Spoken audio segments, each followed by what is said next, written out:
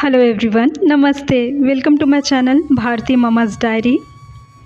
सो guys, इस वीडियो में मैं फाल्गुन मास के कृष्ण पक्ष के चतुर्दशी को पढ़ने वाले महाशिवरात्रि व्रत की कथा बताऊंगी। पवित्र सनातन धर्म में संबंधित व्रत के सांझ पूजन के उपरांत कथा श्रवण करने का विधान है। यह व्रत को पूर्ण करता है। कथा इस प्रकार है। प्राचीन समय में एक सघन वन में एक गुरुद्रुह नाम से प्रसिद्ध कुटुंबी बलवान, दुष्ट, हत्या आदि बुरे कर्मों में तत्पर भील रहता था। वह नित्य वन में जाकर पशुओं को मारता था और वहाँ वन में रहकर अनेक प्रकार के दुष्कृत्य करता था, चोरी करता था। उसने बालकपन से लेकर कुछ भी शुभ कर्म नहीं किया। इसी प्रकार वन में निवास करते हुए उस दुष्टात्मा व्याध को बहुत समय बीत गया। वहाँ निवास करते हुए उसे शोभायमान शिवरात्रि को भी दिन की प्राप्ति हुई, परंतु उस दुष्टात्मा ने उस बड़े वन में निवास करते हुए यह भी नहीं जाना। उसी समय उसकी माता, पिता, स्त्री ने उस भील से प्रार्थना की, हे वंचर, हम भूख से व्याकुल हैं, हमें भोजन दो। ऐसी प्रार्थना सुनकर वह भील धनुष लेकर शीघ्र ही मृग को मारने को गया और संपूर्ण वन में फिरा। देवयोग से उस समय उसने कुछ भी नहीं पाया। उस समय सूर्य अस्त हो गए। इससे वह दुखी हुआ। क्या करूं, कहाँ जाऊं? आज मुझे कुछ भी भोजन नहीं मिला। मेरे घर में जो बालक हैं उनको तथा माता पिता को क्या भोजन कराऊंगा? मेरी जो स्त्री है उसके संतान होने वाली है, उसके निमित्त भी कुछ भोजन ले जाना उचित है। बिना भोजन लिए नहीं जाऊंगा।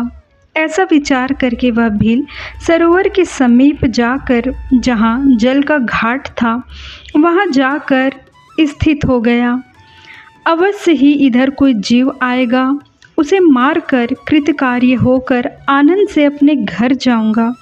ऐसा जानकर वह भील जल लेकर एक बेल के वृक्ष पर चढ़कर स्थित हो गया। कब कोई जीव आवे, कब मैं उसे मारूं, ऐसा मन में विचार करके भूखा प्यासा वह व्याध स्थित रहा। तब रात्रि के पहले पहर में एक हिरणी प्यास से व्याकुल हो चकित हुई, हाँफती हुई, किलोल करती हुई वहाँ आई। उस मृगी को देखकर उस भील ने उसे मारने के लिए प्रसन्न होकर शीघ्र ही अपने धनुष पर बाण चढ़ाया। इस प्रकार उसके करने से जल तथा बेलपत्र नीचे गिरा। वहाँ शिवजी का ज्योतिर्लिंग था। इस प्रकार पहले पहर की महादेव जी की पूजा संपन्न हो गई। उसके प्रताप से उसके समस्त पाप नष्ट हो गए। उसके धनुष के शब्द को सुनकर वह हिरणी भील को देखकर भय से व्याकुल होकर यह वचन बोली, हे व्याध, क्या करने की इच्छा है? तुम मेरे आगे सत्य सत्य कहो। ऐसा मृगी का वचन सुनकर वह भील कहने लगा, आज मेरा कुटुंब भूखा है। तुझे मारकर मैं अपने कुटुंब को तुष्ट करूँगा, तृप्त करूँगा।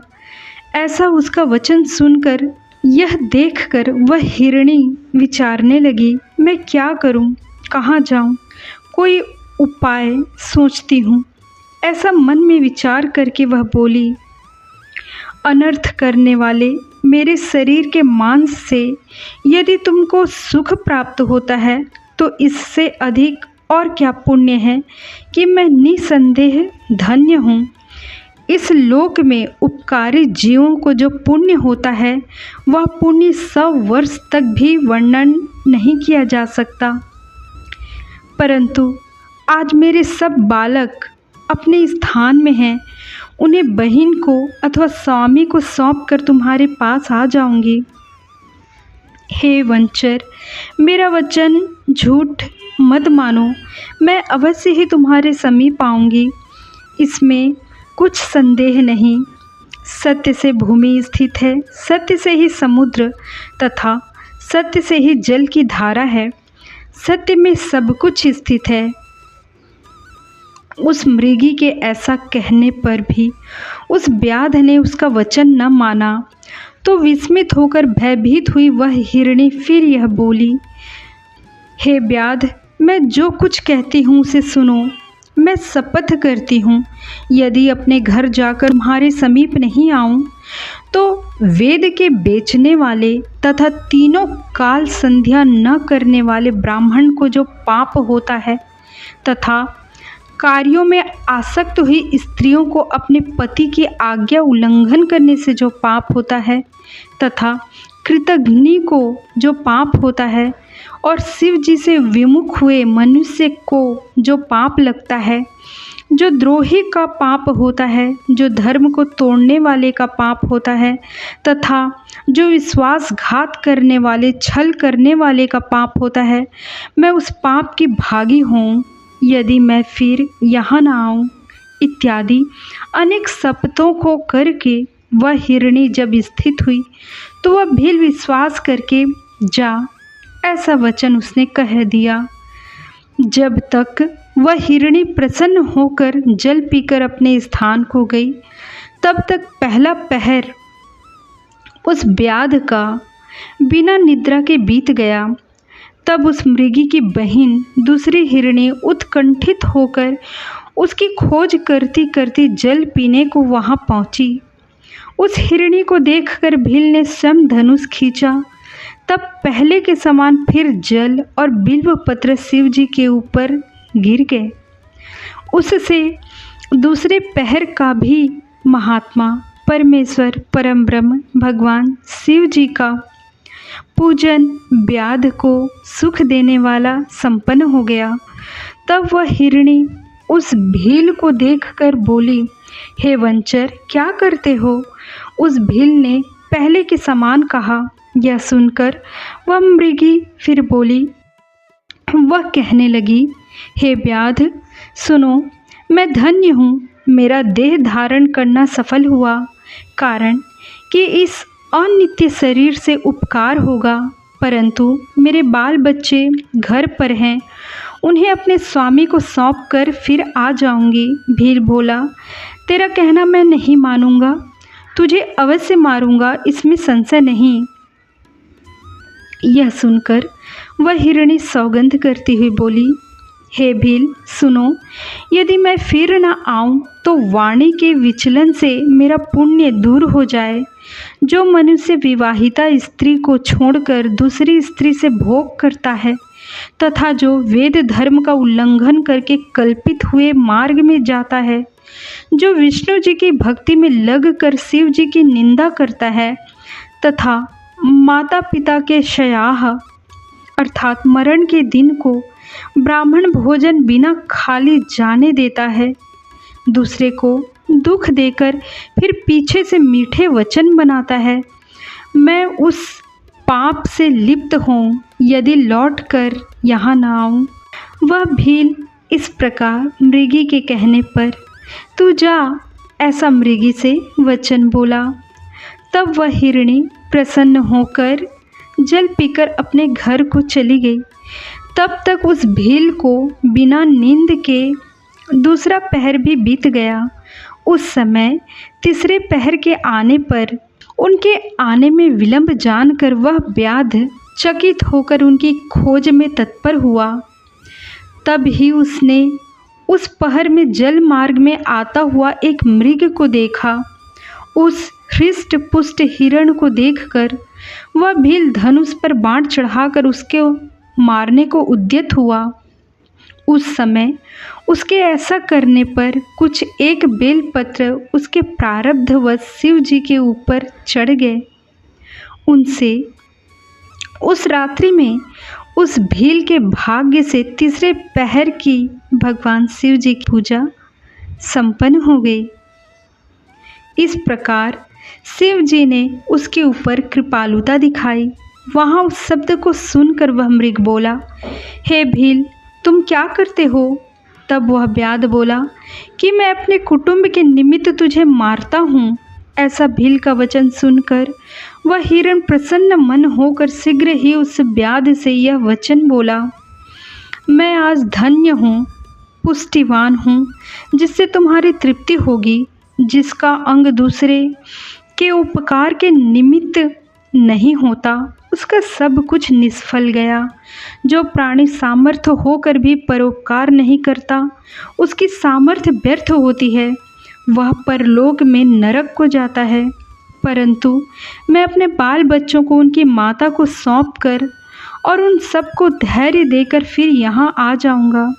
ऐसा मृग के कहने पर वह व्याध अपने चित्त में विस्मित हुआ। थोड़ा मन शुद्ध होने और पाप समूह नष्ट होने से वह भील यह वचन बोला, जो जो जीव यहाँ आए वे सब तेरे समान कहकर चले गए, वे ठग अभी तक भी नहीं लौटे। हे मृग, तू भी संकट में प्राप्त होकर झूठ से समय को बिताएगा। मेरा जीवन आज किस प्रकार होगा? मृग बोला, हे व्याध, जो मैं कहता हूँ उसे सुनो। मैं झूठ नहीं कहता, सत्य से यह चर अचर ब्रह्मांड स्थित हो रहा है। जिसकी वाणी असत्य होती है, तत्क्षण उसका पुण्य नष्ट होता है। तो भी हे भील, मेरी सच्ची प्रतिज्ञा को सुनो।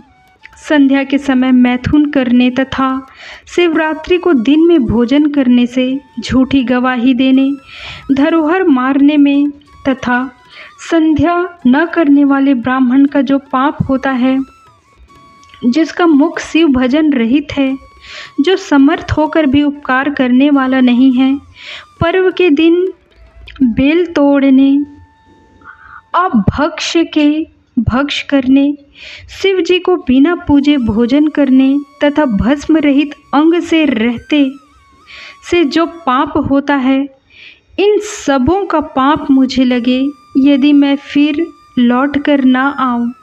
शिव जी बोले, ऐसा विष मृग का वचन सुनकर जाओ, शीघ्र आना, ऐसा व्याध ने कहा। तब वह हिरण जल पीकर अपने घर को चला गया। तब वे सब अपने आश्रम में मिले और एक दूसरे को प्रणाम करके परस्पर उस सब वृत्तांत को भली प्रकार सुनकर बोले, निश्चय ही वहाँ जाना उचित है। इस प्रकार वे सत्य के पास से बंधे हुए बालकों को धीरज देकर वहाँ जाने को तैयार हुए। उनमें से एक जो बड़ी हिरणी थी, वह अपने स्वामी से यह बोली, हे मृग, तुम्हारे बिना ये बालक यहाँ कैसे रहेंगे? हे स्वामी, पहले मैंने वहाँ प्रतिज्ञा की है, इस कारण मुझे वहाँ जाना योग्य है। आप दोनों यहाँ ही रहो। ऐसा उसका वचन सुनकर कनिष्ठा हिरणी यह वचन बोली, मैं तुम्हारी टहलनी अब जाती हूँ, तुम यहाँ स्थित रहो। यह सुनकर वह मृग बोला, मैं जाता हूँ, तुम दोनों यहाँ स्थित रहो। कारण कि माता से ही बालक की रक्षा होती है। अपने स्वामी का वचन सुनकर दोनों हिरणी अपने धर्म को देखकर उस बात को न मानती हुई अपने पति से प्रेम पूर्वक यह वचन बोली कि वैधव्य में जीना धिक्कार है। तब वे सब बालकों को धैर्य देकर उन्हें पड़ोसियों को सौंपकर शीघ्र ही वहाँ गए जहाँ वह श्रेष्ठ व्याध था। वे सब बालक भी यह देखकर उनके पीछे पीछे चल दिए, यह विचार कर कि माता पिता की जो दशा होगी वह दशा हमारी भी होगी। तब उन सबों को देखकर वह भी प्रसन्न होकर धनुष पर बाण चढ़ाने लगा। तब भी फिर शिव जी के ऊपर जल तथा बेलपत्र गिर पड़े। इससे शिव जी का चौथे पहर का शुभ पूजन भी संपन्न हो गया। उस समय उसका सब पाप नष्ट हो गया। तब वे दोनों मृगी तथा मृग शीघ्र ही यह बोले, हे व्याध सत्तम, तुम हमारे शरीर को सार्थक करो और हमारे ऊपर कृपा करो। ऐसा उन सबों का वचन सुनकर वह भील विस्मय को प्राप्त होकर शिव पूजन के प्रभाव से दुर्लभ ज्ञान को प्राप्त हुआ। यह परस्पर मिले हुए ज्ञान रहित मृग धन्य हैं, जो अपने शरीर से परोपकार करने में तत्पर हैं। अब मनुष्य जन्म पाकर मैंने क्या फल पाया, जो दूसरों के शरीर को पीड़ा देकर अपना शरीर पाला, नित्य ही अनेकों पाप करके अपना कुटुंब पाला। हाय, ऐसे ऐसे पाप करके मेरी क्या गति होगी? मैं किस गति को पाऊंगा? जो मैंने जन्म से पाप किए हैं, इस समय ऐसी चिंता करता हूँ। मेरे जीवन को धिक्कार है, धिक्कार है। इस प्रकार ज्ञान में भरा हुआ वह बाण को निवारण करके यह बोला, हे मृगश्रेष्ठों, तुम धन्य हो, अपने स्थान को जाओ। तब उस भील के ऐसा कहने पर शिवजी प्रसन्न हुए और उन्होंने पूजनीय शास्त्र सम्मत अपना स्वरूप दिखाया। उस समय कृपा से उस भील को स्पर्श करके प्रीति से यह बोले, हे भील, मैं इस व्रत को करने से प्रसन्न हूँ, तू वर मांग।